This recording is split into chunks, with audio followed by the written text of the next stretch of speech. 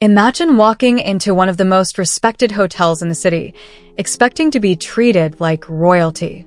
You've built a billion-dollar empire from the ground up. But instead of a warm welcome, you're turned away at the front door, simply because of the color of your skin. That's exactly what happened to Vanessa Michaels, but instead of walking away defeated, Vanessa did something no one expected. She came back, not as a guest, but as the new owner. Before we jump into this powerful story, drop a comment and let us know where you're watching from. And make sure you hit that subscribe button. You don't want to miss what's coming next. The day started like any other. Sunlight spilled across the streets of Baltimore as Vanessa Michaels stepped out of her sleek black sedan. In her mid-30s, she wore a tailored navy blue suit that matched her sharp, no-nonsense mindset. Vanessa wasn't just another successful woman. She was the force behind Michaels Holdings, a real estate empire stretching across the country. Her journey to the top wasn't easy. She pushed through obstacle after obstacle, challenges most people couldn't even imagine. Today was meant to be a celebration. She had booked a one-week stay at the Avalon Hotel, one of the most elite places in the city. But as she stepped onto the polished marble sidewalk in front of its grand entrance, she felt something tighten in her chest. She turned and looked at her assistant, Bethany, who was right behind her, rolling their luggage. "You confirmed the reservation, right?"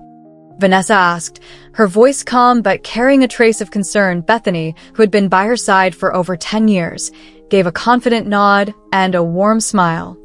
"Triple-checked. You're their VIP guest for the whole week. Everything's in place." Vanessa smiled in return, but deep down, the familiar weight was there. The burden of being judged not by her accomplishments, but by her appearance. She took a deep breath and walked into the hotel's majestic lobby. The ceilings soared high, chandeliers sparkled overhead. It was breathtaking. But the moment they neared the front desk, she could feel the stares. The receptionist, a young woman with a flawless appearance, greeted them with a polite but stiff smile. "Good afternoon. How can I help you?" Bethany stepped forward, cool and composed. "We have a reservation under Vanessa Michaels." The receptionist's expression shifted just slightly, uncomfortable, unsure. She began typing. A few quiet seconds passed. Then her eyes narrowed slightly. "I'm sorry," she said, clearly uneasy. "There's no reservation under that name." Vanessa's stomach dropped. She had felt this kind of moment before.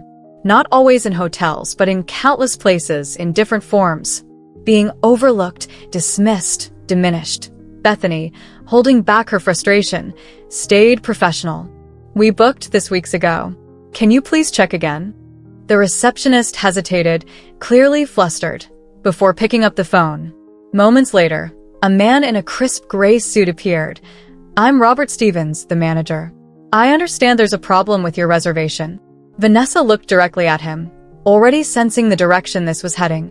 "I'm afraid there's been some confusion," Robert said, his tone overly polite, polished in a way that didn't feel genuine. "All our suites are currently full. Unfortunately, we won't be able to accommodate you today." Bethany looked like she was about to lose it, but Vanessa gently placed a hand on her arm. She had learned how to manage moments like these.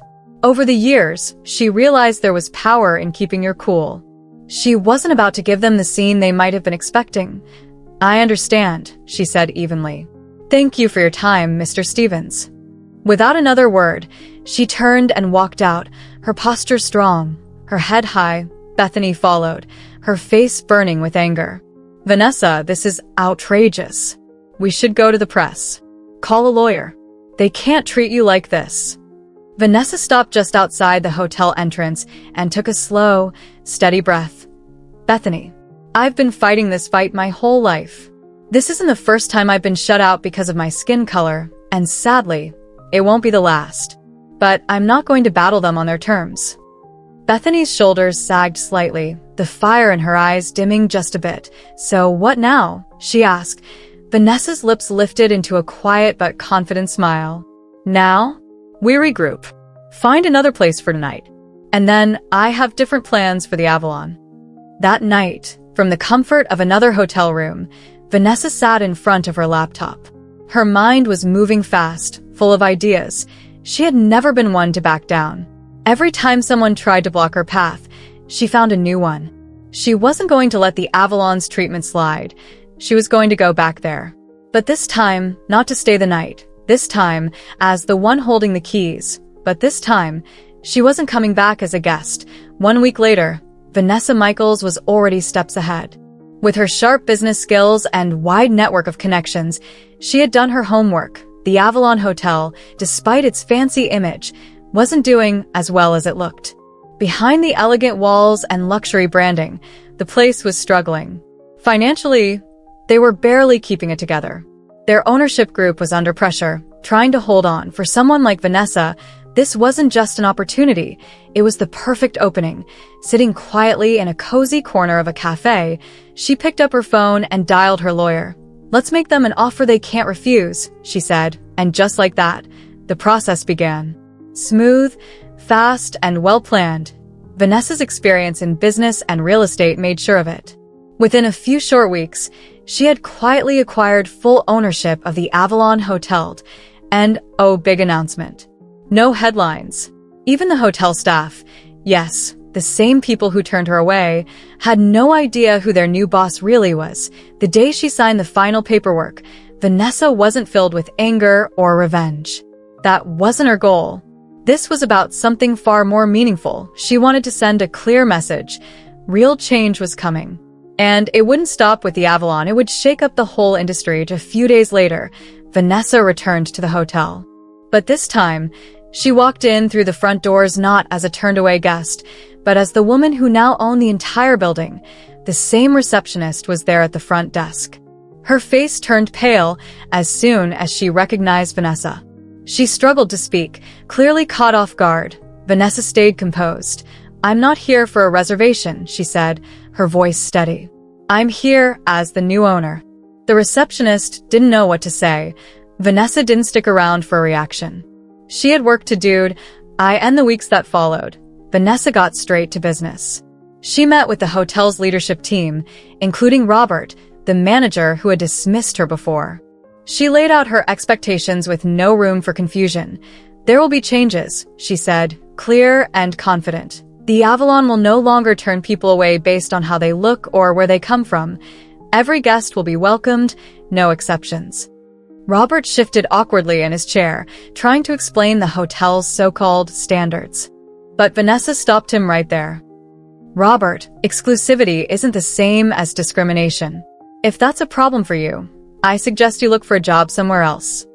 From that day forward, Vanessa's vision began to take shape. She brought in experts to train the staff on diversity, inclusion, and respectful service. She also made sure the hotel hired a more diverse team. Her goal was clear: treat every guest with fairness and dignity, no matter who they were. Word traveled fast. Some of the Avalon's old regulars weren't sure how to feel about the changes. But new guests came in by the dozens. The rooms were full again, and the hotel's reputation was rising higher than ever before. The Avalon, once seen as a symbol of exclusion, was now becoming a sign of real progress. One evening, as Vanessa stood by the window in her new office, looking out over the city lights, Bethany walked in holding a newspaper. "You've got to see this," she said with a grin. Vanessa took the paper and smiled as she read the headline out loud. "Billionaire Vanessa Michaels turns Avalon Hotel into symbol of inclusion." Bethany beamed. "You did it." Vanessa looked at her and shook her head slightly. "We did it." Pride filled her chest. But she also knew this wasn't the end. The real work had just begun. This was never just about fixing one hotel. Vanessa had plans, big ones. She wanted to transform the industry so that no one, anywhere, would ever be denied basic respect based on their skin color, background, or anything else beyond their control. This was just the beginning. As she stood by the window, watching the city below, Vanessa knew one thing for sure: justice doesn't always come quickly. But when it finally arrives, it's impossible to ignore. She had built her empire on persistence, strength, and grit. Now, she was using that same energy to create something even greater, a legacy. One that would last long after her time. A future where everyone has a place, where everyone belongs. Let us know in the comments what part of this story spoke to you the most. And don't forget to subscribe for more stories like this one. We'll see you next time.